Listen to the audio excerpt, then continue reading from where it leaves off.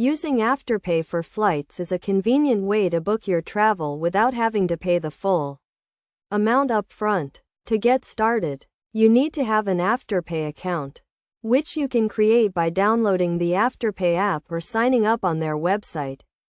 Once you have your account, you can search for flights on your preferred airline or travel website. When you find a flight you want to book, select the Afterpay option as your payment method. You will be redirected to the Afterpay website to complete your payment.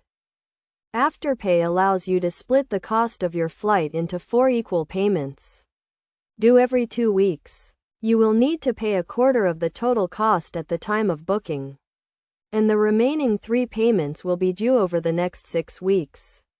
For example, if your flight costs $1,000, you will pay $250 at the time of booking, and $250 every 2 weeks for the next 6 weeks. It is essential to make your payments on time to avoid any late fees. When using Afterpay for flights, it is crucial to read and understand the terms and conditions before making a booking. This includes any fees associated with using Afterpay, such as late fees or payment processing fees.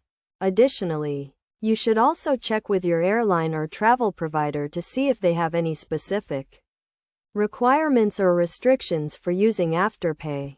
Some airlines may not allow you to use Afterpay for certain types of fares or bookings, so it is essential to check before making a payment.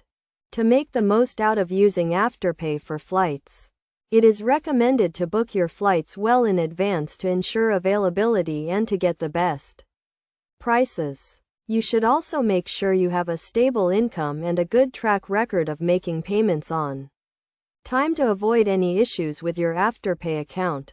In summary, using Afterpay for flights is a convenient and flexible way to book your travel.